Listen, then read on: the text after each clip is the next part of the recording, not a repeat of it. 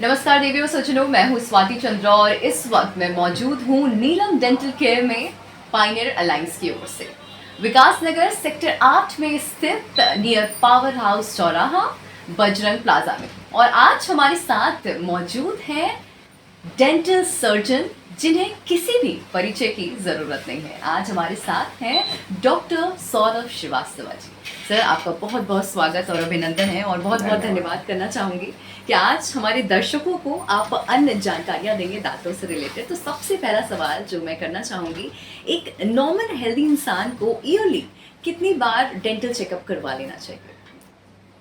आमतौर पर अगर एक हेल्दी या स्वस्थ मनुष्य है उसे 2 बार 1 साल में डेंटल चेकअप कराना चाहिए, क्योंकि 6 महीने पे चेकअप कराने के एक कारण होता है कि कई बार हम कुछ चीज़ें नज़रअंदाज कर जाते हैं या आइडेंटिफाई नहीं कर पाते अपने आप। जब हम शीशे में देखते हैं या कभी हम ब्रशिंग भी कर रहे हैं तो कोई प्रॉब्लम अगर नहीं भी आ रही है तो इसका मतलब ये नहीं है कि कुछ है नहीं। चेकअप कराने में हमें कुछ चीज़ें पता लगती हैं जो शायद हों, तो वो प्रोफेशनल से जब आप चेकअप कराते हैं तो वो पता लग जाती है।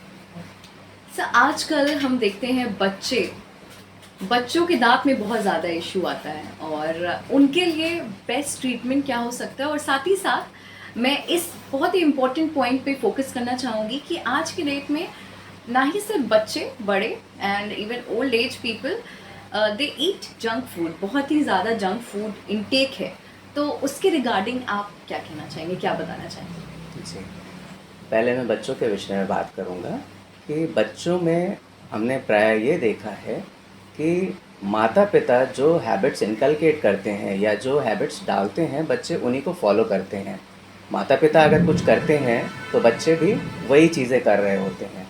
तो जब भी पेरेंट्स आते हैं हमारे पास तो हम सबसे पहले तो पेरेंट्स को ट्वाइस डेली ब्रशिंग की एडवाइस करते हैं कि कम से कम सुबह और रात को 2 टाइम तो ब्रशिंग करें।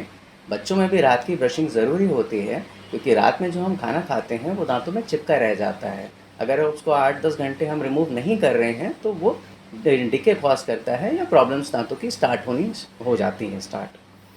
दूसरी चीज़ है, आपने बड़ों में भी बोला जो जंक फूड खा रहे हैं। जंक फूड एक्चुअली जो भी होता है वो रिफ़ाइंड फूड होता है, और जितना भी रिफ़ाइंड फूड है वो च्यूइंग के बाद और ज़्यादा फाइन हो जाता है और दांतों में चिपक जाता है।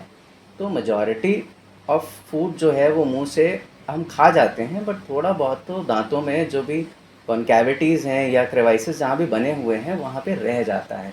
तो अगर उसको हम समय समय पे डेली बेसिस पे क्लीनिंग नहीं कर रहे हैं तो वो आगे चल करके कैविटी फॉर्म करेगा या मसूड़ों की बीमारियाँ कॉज करेगा। सर, एक जो सवाल था, root canal treatment. Root canal treatment बहुत सारे लोग हैं जो ये ट्रीटमेंट करवाते हैं अकॉर्डिंग टू द नीड।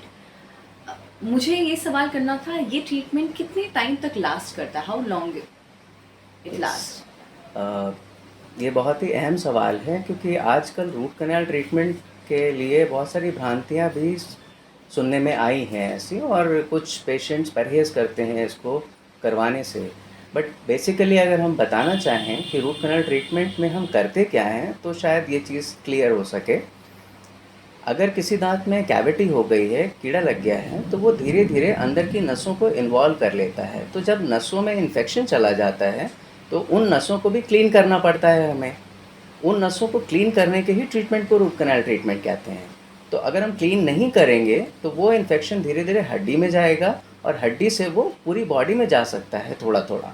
बहुत ज़्यादा नहीं पता लगता है, बट उसके सीक्वल बहुत सारे होते हैं। अगर वो हड्डी में है तो हड्डी में वो स्वेलिंग भी कॉज कर सकता है। जो कई टाइम्स पेशेंट्स आते हैं एक स्वेलिंग के साथ, तो वो सिर्फ हड्डी में कन्फाइंड है तब वो स्वेलिंग है, बट जब वो बॉडी में ब्लड के थ्रू जाता है तो वो ऑर्गन्स में भी कुछ माइक्रोब्स होते हैं जो सेटल कर जाते हैं। उसी प्रश्न में एक पार्ट था कितने समय तक आरसीटी लास्ट कर सकता है। तो उस पे हम ये कह सकते हैं कि आरसीटी जो ट्रीटमेंट है वो हमें इन्फेक्टेड मटेरियल जो रूट्स में रहता है हर एक दांत में, उसको रिमूव करके उसकी जगह पे फिलिंग करनी होती है। और अगर हम उसी दांत के स्ट्रक्चर को रीइंफोर्स कर देते हैं अगर ज़रूरत पड़ती है तो कैप लगा करके, तो वो लाइफ लॉन्ग रह सकता है।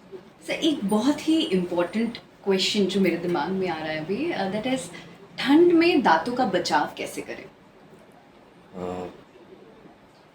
ठंड में जैसे कि हमें पता है कि एक्सट्रीम टेम्परेचर्स जब आते हैं तो हमें दांतों में हाइपर सेंसिटिविटी की प्रॉब्लम स्टार्ट हो जाती है।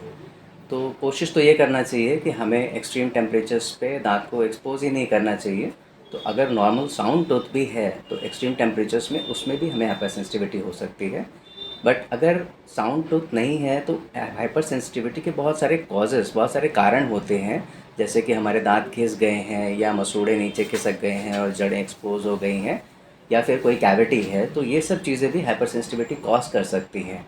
तो अगर हम ब्रशिंग प्रॉपर कर रहे हैं और 6 मंथली चेकअप करा रहे हैं तो हाइपर सेंसिटिविटी को हम बहुत हद तक ख़त्म कर सकते हैं कि ऐसे मौसम के चेंजेस के साथ हाइपर सेंसिटिविटी ना हो। एज यू मैंशनड, आपने ब्रशिंग के बारे में जो बताया हमें, दैट हमें सुबह और रात after dinner we should go for the brushing. Sir, एक बहुत ही इम्पोर्टेंट सवाल और एक बहुत ही कह सकते हैं जानलेवा बीमारी, कैंसर। जब हम बात करते हैं ओरल प्री कैंसर की, क्या सिम्टम्स होते हैं when a person get to know, क्या सिम्टम्स है कि नाउ दैट अब शायद ये सिम्टम्स है और अब हमें चेकअप के लिए चले जाना चाहिए? जी, इस समय ओरल कैंसर और प्री कैंसर की अवेयरनेस की बहुत ज़्यादा ज़रूरत है पब्लिक में। बिकॉज़ अगर हम ओरल कैंसर के लेटर स्टेजेस में पहुंचते हैं ट्रीटमेंट के लिए तो हमें ट्रीटमेंट बहुत अच्छा नहीं मिलता। ट्रीटमेंट तो मिल जाता है बट उसका सक्सेस रेट उतना कम होता जाता है।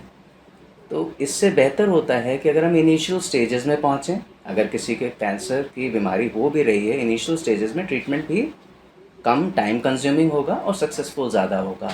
या फिर हम ऐसे कुछ चीज़ें मुंह में दिख रही हैं जो उसको किसी डेंटिस्ट को या ओरल फिजिशियन को दिखा करके ये कंफर्म कर लें कि क्या ये ओरल कैंसर में कन्वर्ट हो सकती है। उसमें बहुत ही कॉमन सी चीज़ें होती हैं, जैसे मुंह में कुछ छाले आने।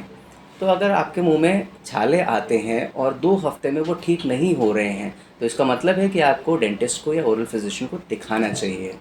दूसरी चीज़ होती है कि मुंह में कोई सफ़ेद दाग या लाल चकत्ते दिखाई दे रहे हैं तो वो भी आपको ज़रूर दिखाना चाहिए ओरल फिजिशियन को, टू कंफर्म कि कहीं वो कन्वर्ट मैलिग्नेंसी में या कैंसर में तो नहीं हो जाएगा।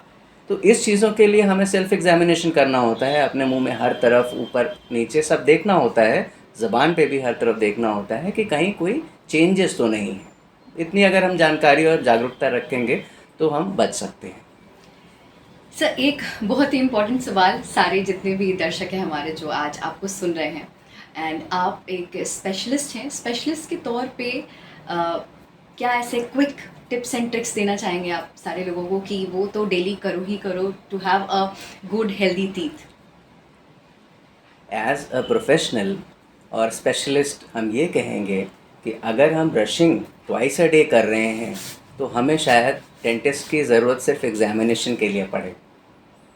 और एग्ज़ामिनेशन में अगर इनिशियल प्रॉब्लम्स हैं तो वो ट्रीट हो सकती हैं, हमें कॉम्प्लिकेशंस की तरफ नहीं जाना पड़ेगा।